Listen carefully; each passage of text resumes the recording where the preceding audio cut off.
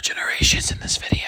If you don't want spoilers, then don't watch this video. But if you don't care, then keep watching. Okay, that's all. Bye. To end this.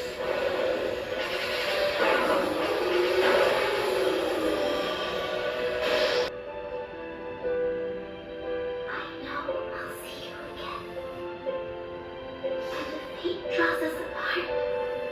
I will always be in your heart.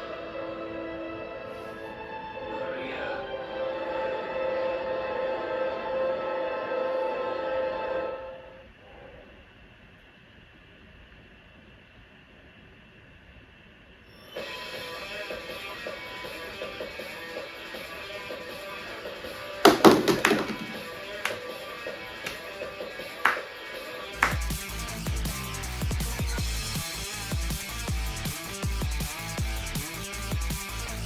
I don't really feel like tiptoeing around it at this point because everybody's saying it, but this game is peak. This game is so good. Sonic X Shadow Generations, particularly Shadow Generations, is what we're going to be talking about. Just came out last week. I'm so excited I finally got to finish the Shadow Generations portion. And before I even start my talking points, I just want to say it's fantastic. It's so good. Seriously, if you're a fan of the franchise, of Sonic in general, you're going to want to play this. It has a little something for everybody. If you're a Shadow fan, if you are a 3D Sonic fan, if you like the underappreciated Sonic games, there is going to be something here for you. I promise. Also, I just realized mid-filming I had a pimple patch on.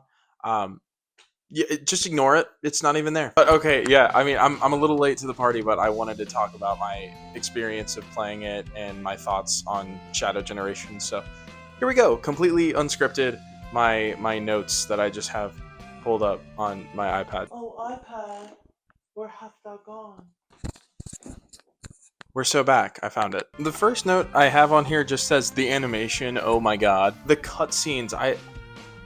They look great. This game looks incredible. Like, they're obviously in engine, so they're not like CGI cutscenes. But oh my god, the detail in these cutscenes is incredible. Like, I don't even know how they outdid themselves with Frontiers in terms of the visuals on the cutscenes. Like, I thought those visuals were really good, but this is a whole other thing. Down to like the details on Shadow's gloves. Like, you can see the knitting on his gloves. It's so good. It's so good. I remember during the first cutscene, Shadow's on the Ark, and you can see like the dust particles, which, like, it's in space. I don't know if that's logically how that would work, but he's on board the Ark, and there are like dust particles floating everywhere. It was really cool. Like, I remember seeing that and going, oh my god, like, there's effort in these cutscenes. That's crazy. But visually, this game is such a colossal step up from anything we've gotten Sonic-wise in the past few years. It looks incredible. So I remembered not really liking Shadow's voice. It's Kirk Thornton doing the voice for Shadow from Generations on. He's reprising the role here. And I remember when I first played Generations, when that first came out, and I heard Shadow's voice, I didn't like it. So I just, I didn't think going into this that I was gonna have a different opinion, but Kirk Thornton is one of my favorite Shadows now. Jason Griffith will always be my favorite Shadow. He was the one that I grew up on, and I think his contrast between Sonic and Shadow, like, for years I didn't know that was the same guy. So now, as an adult, I can really appreciate that, especially as an actor. I really appreciate sort of that dynamic that he creates with the two characters. So Jason Griffith's Shadow is always going to have a special place in my heart. But man, Kirk Thornton's got some acting chops. This guy's really good. And I like, even in the moments where Shadow is trying to, hide emotion, especially toward the end of the campaign. He's clearly not ready to let Maria and Gerald go back to their time, and he's crying. You can hear in his vocal performance that he's trying to hide something. There's a lot of depth in his performance as Shadow, and he just did a phenomenal job. Shadow's voice is great here. I just wrote the remixes are crazy. I don't really think I need to say much other than the remixes are crazy, and they did a good job on the soundtrack. Moving on. I think they showed a little bit too much of this game in the marketing. I would have loved, as a fan of this franchise for years, to have gone into this somewhat blind, at least knowing, okay, you know, we're probably going to get stuff from Sonic Adventure 2. We're probably going to get stuff from more recent Sonic games just to fill the void for the Generations portion for Shadow. So, you know, I saw a mile away the Bio Lizard was probably going to show up. And I think they showed that like very early in the marketing. And that's the only boss that they could have shown off. And I still would have been sold. The bosses were all great.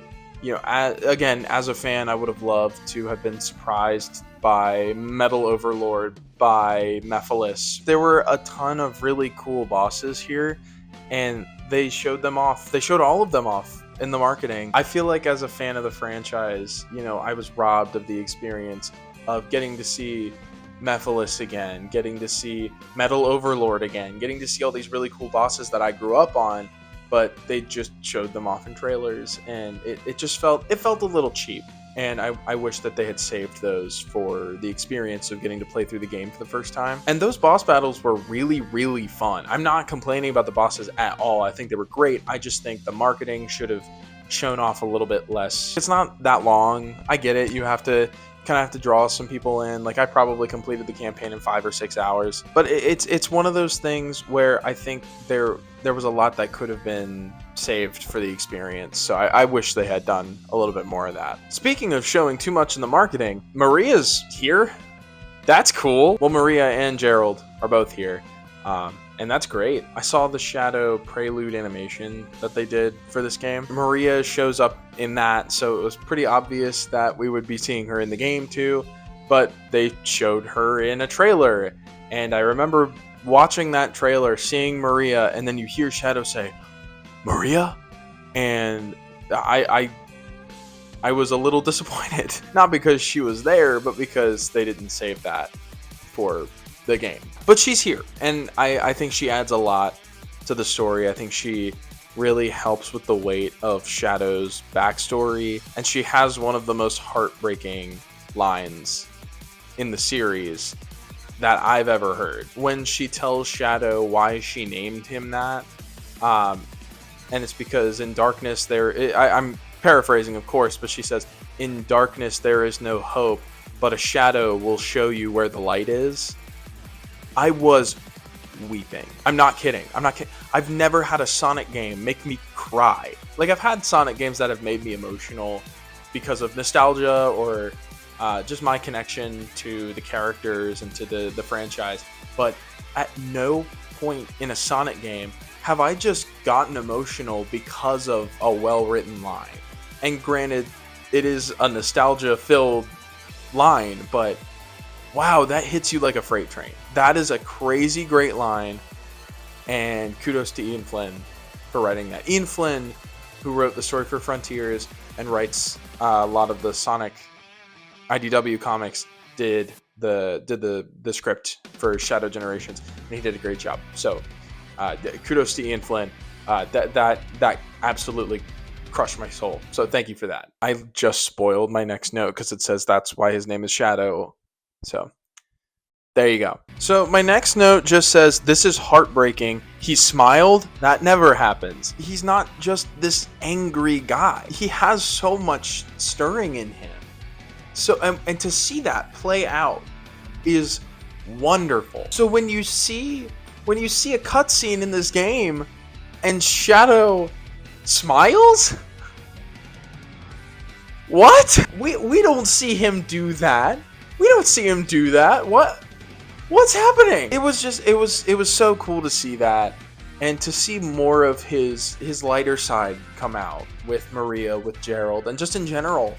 He's afraid to get close to people, and you know, to see that with the people that he's not afraid to be close to is really, really nice. And I love what they did with Shadow as a character. In a time where it feels like a lot of Sonic characters and Sonic in general are just kind of goofy fun played for laughs. It's nice to see the character that isn't that finally get some respect. And it's just been a while. It's been a long time since we've gotten that, and it's really nice to see it. So that was big ol' thumbs up for me. My next note says last level is hard. Right before you go fight Devil Doom and its Radical Highway, that is hard. And maybe it's just me. I don't know. Maybe it's not hard and I'm just an idiot, but I thought it was difficult. I thought the last two main acts of this game were pretty difficult, but it's one of those things where I just wanted to complete the story.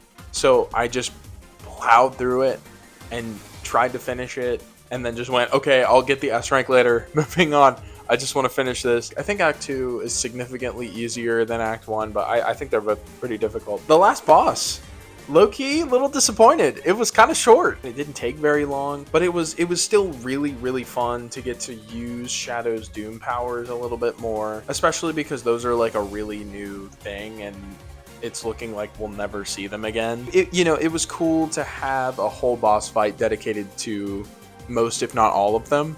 This was such an enjoyable playthrough for me. I haven't played a Sonic game in a while. I mean, even Frontiers, I haven't played a Sonic game in a while that's made me feel this much. There's so much to this that I just loved. I think that there's so much more to go off of with this. This year has been the year of Shadow. We still have Sonic Movie 3. My poster! I paid to see Transformers, which is a solid movie, I won't lie. But I paid to go see Transformers just to get this poster, and I love it. I love it so much. We still have Sonic Movie 3 coming out, and I feel like Shadow as a character is only going to become more popular as the years go on. I see Shadow Generations, I see Sonic Movie 3 as a great stepping off point for the character. I see, the way that this game has performed so far, the way fans are receiving it, and the hype for Sonic Movie 3, I just think this character is really going to take off again. So I'm sure we'll be seeing a lot more of Shadow in the future. I loved my time with Shadow Generations. I'm going to complete it. I'm going to get the 100% just to get everything out of it that I want out of it. I seriously hope that we get more of this story, of this character in the future, because they're just based off of this, there's so much more that we haven't seen and so many more places we can go. I wasn't going to go too in depth with this. Call this less of a review. It's just my general thoughts on the game. But I seriously, if you're a Sonic fan in any capacity, please do yourself a favor and go get this game. It's only $40. You get 2 games out of it. So even if you don't like Shadow Generations, you got Sonic Generations, and that one is almost always sure to please somebody. So I really do recommend that you go pick up this game. You seriously, from the bottom of my heart, you will not regret this. Oh, also, I forgot. I pre-ordered the physical Sorry, Sonic. I pre-ordered the Shadow fell over too. I pre-ordered the day one physical version of this game. It has the reversible cover, and I immediately reversed it because I think this one's better. But one thing that this game came with was the journal on Shadow's creation. I paid an extra $10 for this, and I just want to say I felt a little ripped off because I didn't think that this was in the package until after I had opened the game. And it's this little paperback booklet, and it's cool. It is cool. Don't get me wrong. I think it's cool, and it has some really cool things in it. But I was expecting, like a book. I don't know. Maybe I just got my hopes a little too high, but I was a little disappointed in the Gerald Robotnik journal. If you pre-ordered the physical edition, please let me know if you were also a little let down by this. But that's all. That's all. Really, it's very cool. It has, it details Shadow's creation, and it has, these really creepy, like, scribbles in it just out of nowhere, and like rips taken out of it. It's really neat. It's a really, really cool thing, and I'm glad that I pre-ordered it and got this. But for $10 extra, I think I would have. If I had known it was just this, I probably would have would have saved my money. But it's still cool that I have it. I just wanted to share that. That's all. And I think that's really all that I had. I have no more notes. I just wanted to talk about the big things that I had listed here. This was so great. Yeah, like I said, go pick this up if you haven't.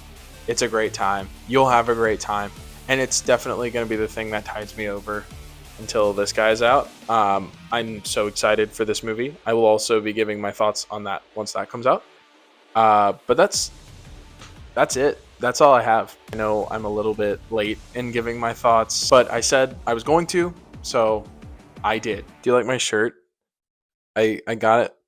I made it playing TKO with my friends. It's a little Sonic, and it says "Baby Girl in Training," and it's my favorite shirt. Okay, I'm gonna stop rambling now because I've gone off script. I've been off script the whole time, but now I'm like off script. Thank you guys so much for watching. Let me know what you thought of Shadow Generations in the comments. It was seriously such a fun playthrough for me, and I can only hope that you guys had a very similar experience. Sorry it's been a little while since I uploaded. Life has just been kind of crazy, but yeah, I'm still editing. I'm still working on stuff. I promise. Things are just adding up right now, but we're doing fine, and there will be more videos coming up soon. I promise. If you like this video and you want to see more from me, definitely like, subscribe, check out all my other content. I don't really know how else to sign off, so I like Sonic. Bye bye.